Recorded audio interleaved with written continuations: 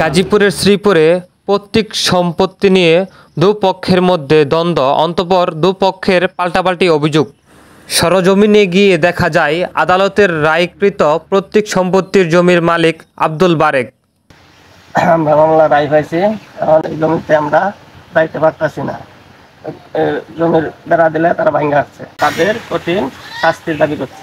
আমার ওইখানে যাওয়ার বলছে, গেছি জমিতে যাওয়ার পরেই কবিরের ছেলে ঝিনুকে আমার বাড়িটা মাথা ফাড়াইছে। আমি মেডিকেল প্রায় 6 দিন পরে আমার চিকিৎসা কইরা আমি এখন বাড়িতে আসি। আমি এদের কঠিন শাস্তি চাই। আজিলের বাগনা আর আজিলের মা তারা খুঁড়ানি কাছে বাদে তারা খুঁড়ানি মারা আইতেছে, বাদে তার বাড়ি মারছে।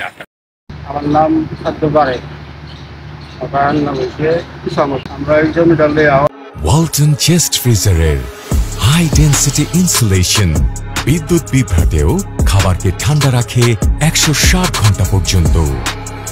অনেকদিন ধরে আমরা মারামারি করতেছি, মামলা করতেছি। 8 বছর পরে 2টা রায় হয়েছে, আবার আরেকটা রায় হয়েছে অ্যাক্সিডেন্টের খারিজ করা, এটারও রায়। 3টা রায় আমার। তারপরেও আমার জমি নেওয়া জিততেছে না।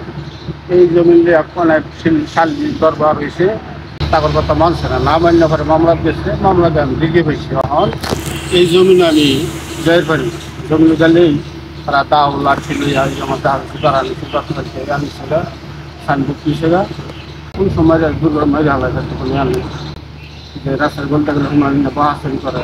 কারণ আপনি ওর কাছে আমার আকুল আবেদন, আমার জমিনের ওর যারা জায়গা দিতেছে না তারপর শাস্তির আবেদন জানাই।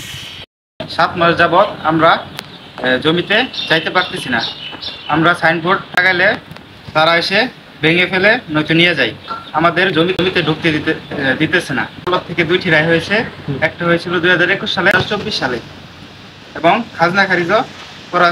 এখন আমাদের দাবি হচ্ছে প্রশাসনিক সহযোগিতা চাই এবং দোষীদের দৃষ্টান্তমূলক শাস্তি দাবি করছি। শাহাদত হোসেন, সময় সন্ধানে, গাজীপুর।